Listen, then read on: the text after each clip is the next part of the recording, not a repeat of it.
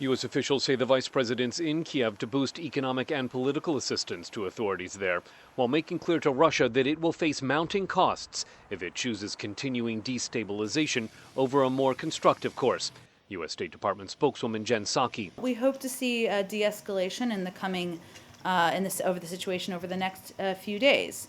And if there's not progress, we remain prepared, along with our European and G7 partners, to impose additional costs. So there'll need to be decisions made in a matter of days. But Russian Foreign Minister Sergei Lavrov says it's the United States that needs to act more responsibly in Ukraine.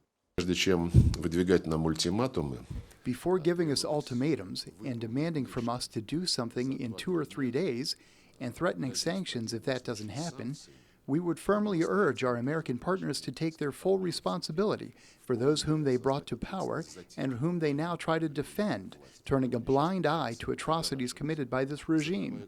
Pro-Russian militants in some eastern and southern provinces are calling for Russian troops to protect them from the government in Kiev, as both sides accuse the other of breaking a peace agreement reached just last week.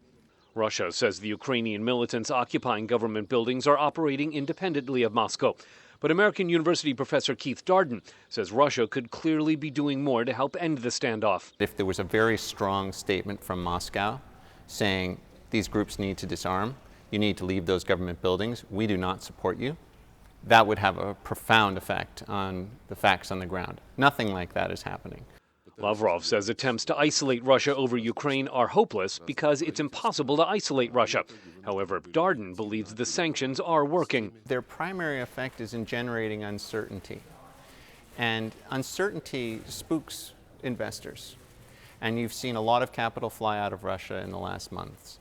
I think if there are new sanctions, even if they're limited in terms of the number of individuals or companies targeted, it's going to continue to raise the prospect that any business transaction with the Russian Federation is going to be sanctioned.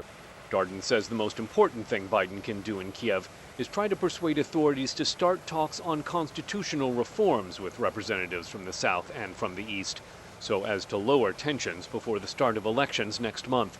Scott Stearns, VOA News at the State Department.